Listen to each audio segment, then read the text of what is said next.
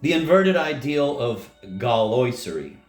To impose a style on the life of the passions, that dream of the whole of the pagan Middle Ages tormented by Christian law.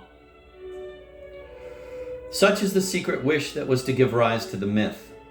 But inevitably the faith unto God alone just and fit was confused with doting on mortal things. And it was this confusion, not orthodox doctrine, which set up the tragic antithesis between body and soul.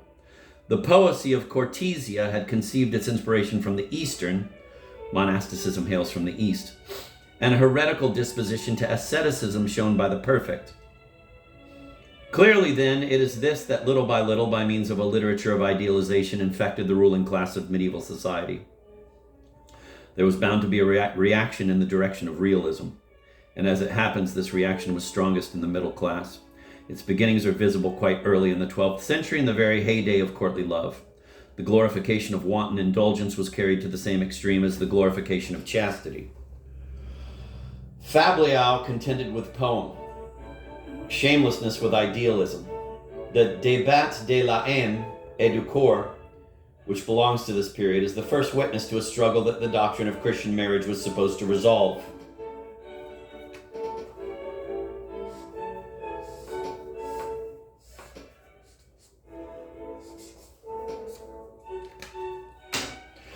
A soul just parted from its body assails its erstwhile companion with bitter reproaches, alleging that if it is condemned to damnation, the body is to blame. But the body retorts with a tu quoque, which has some justification. So keeping up their belated recriminations, the two go forward together into everlasting torment.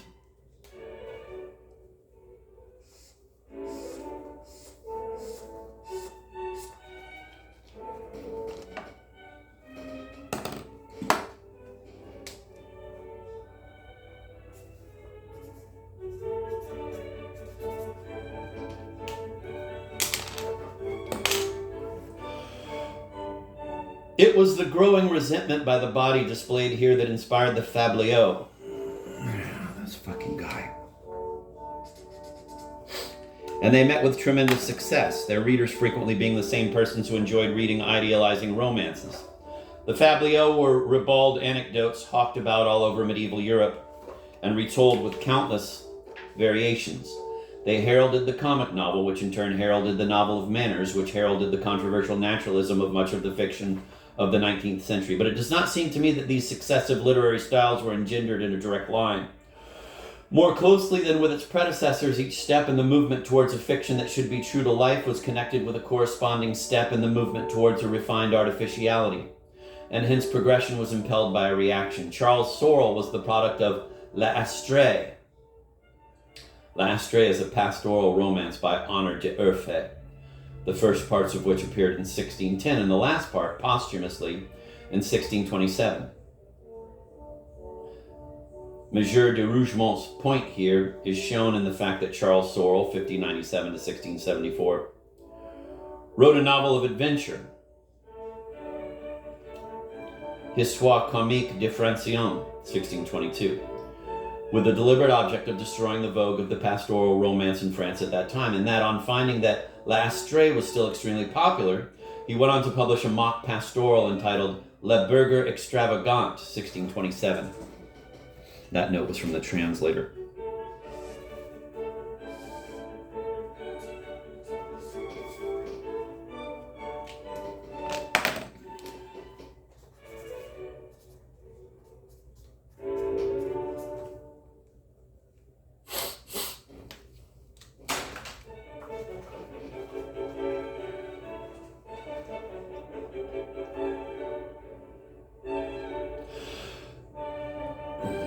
Charles Sorel was the product of L'Astrée, not of the Fabliaux.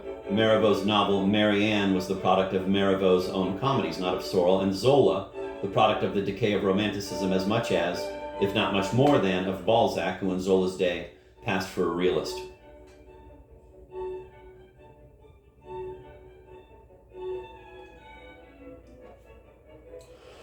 To return to the 13th century, perhaps we have not hitherto sufficiently understood how the sensuous and often pornographic style of the Fabliaux betrays an absence of realism identical, when all is said and done, with that of the idealizing courtly epics.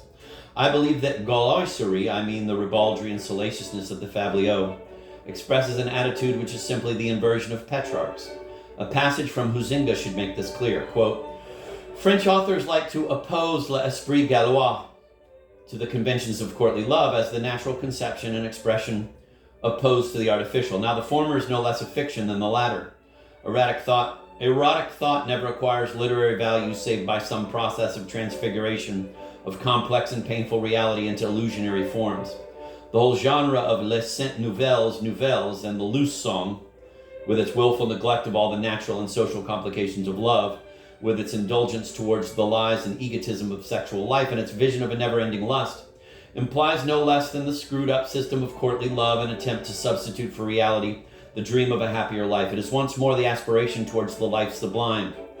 But this time viewed from the animal side, it is an ideal all the same, even though it be that of unchastity.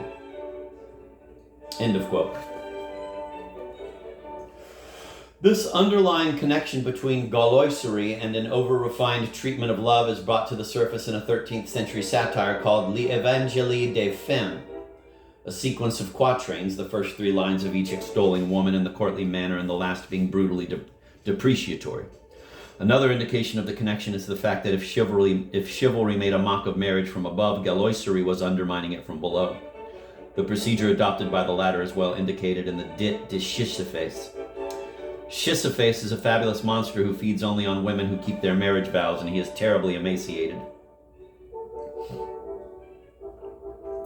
But his comrade Bjorn, whose diet consists exclusively of submissive husbands, is the very barrel of a fellow. There should also be noted the attitude taken up by the clergy. While these two opposite but interrelated tendencies, both begotten by the myth, were making their way in literature, it was Canon Petrarch who gave the example. His later poems are devoted to eulogy of the Virgin, Our Lady in contrast to My Lady, but with no forsaking, on that account, of the customary vocabulary of courtly poesy. According to A. Jean Roy, no poem devoted solely to the Virgin is known to exist earlier than the second third of the 13th century.